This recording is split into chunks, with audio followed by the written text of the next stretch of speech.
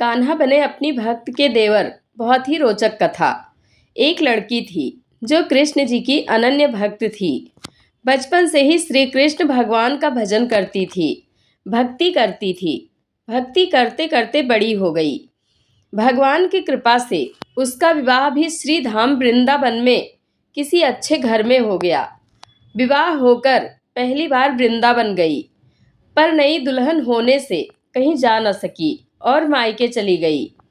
और वह दिन भी आया जब उसका पति उसे लेने उसके मायके आया। अपने पति के साथ फिर वृंदावन पहुंच गई। पहुंचते पहुंचते उसे शाम हो गई। पति वृंदावन में यमुना किनारे रुककर कहने लगा, देखो शाम का समय है, मैं यमुना जी में स्नान करके अभी आता हूँ। तुम इस पेड़ के नीचे बैठ जाओ और सामान की देखरेख करना, मैं थोड़े ही समय में आ जाऊंगा। यही सामने ही हूँ, कुछ लगे तो मुझे आवाज़ दे देना। इतना कहकर पति चला गया और वह लड़की बैठ गई। अब एक हाथ लंबा घूंघट निकाल रखा है, क्योंकि गांव है, ससुराल है, और वहीं बैठ गई।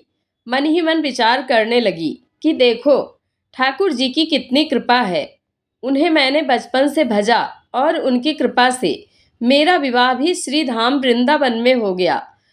मैं इतने वर्षों से ठाकुर जी को मानती हूँ, परंतु अब तक उनसे कोई रिश्ता नहीं जोड़ा। फिर सोचती है, ठाकुर जी की उम्र क्या होगी? लगभग 16 वर्ष के होंगे। मेरे पति 20 वर्ष के हैं, उनसे थोड़े से छोटे हैं। इसलिए मेरे पति के छोटे भाई की तरह हुए और मेरे देवर की तरह।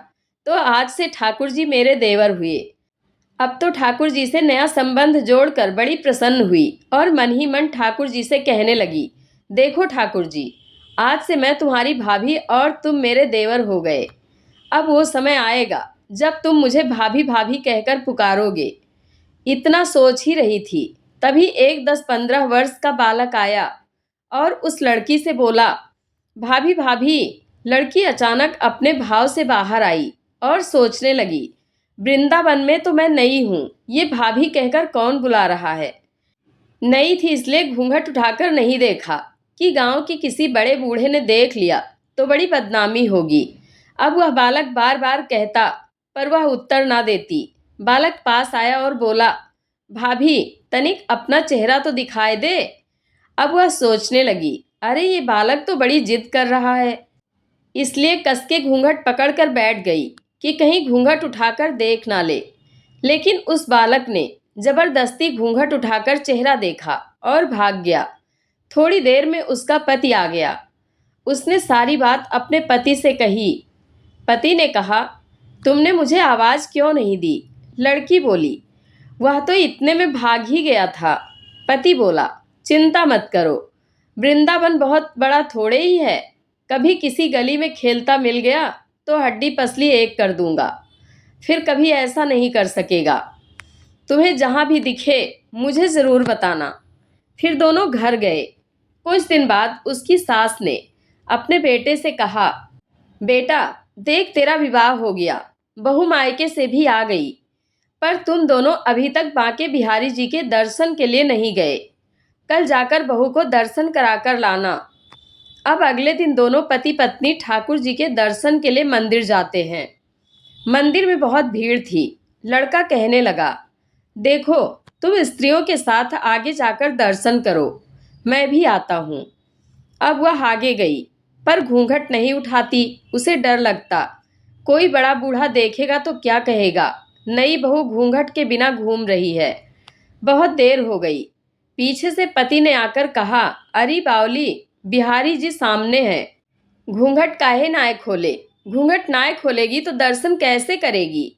अब उसने अपना घूंघट उठाया और जो बांके बिहारी जी की ओर देखा तो बांके बिहारी जी की जगह वही बालक मुस्कुराता हुआ दिखा। तो एकदम से चिल्लाने लगी, सुनिए, जल्दी आओ, जल्दी आओ। पति पीछे से भागा भागा आया। बोला, क्या हुआ? लड़की बोली, उस दिन जो मुझे भाभी भाभी कहकर भागा था वह बालक मिल गया। पति ने कहा, कहाँ है? अभी उसे देखता हूँ। तो ठाकुर जी की ओर इशारा करके बोली, ये रहा, आपके सामने ही तो है। उसके पति ने जो देखा तो अवाक रह गया और बोला, तुम धन्य हो। वास्तव में तुम्हारे हृदय में सच्चा भाव ठाकुर जी के प्रति है।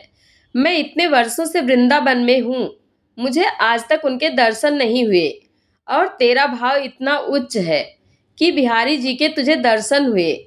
कृष्ण अपने भक्तों के प्रेम के इतने अधीन हो जाते हैं कि वे उनके लिए साधारण भूमिकाएं निभाने से भी नहीं हिचकिचाते।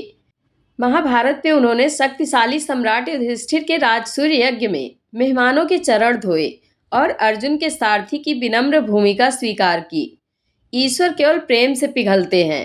पौराणिक कथाओं में उन्होंने अनपढ़ भक्तों की प्रेम भावना को स्वीकार किया और सुदामा जैसे गरीब सखा के प्रेम के आगे अपनी सारी ऐश्वर्य संपदा को भुला दिया।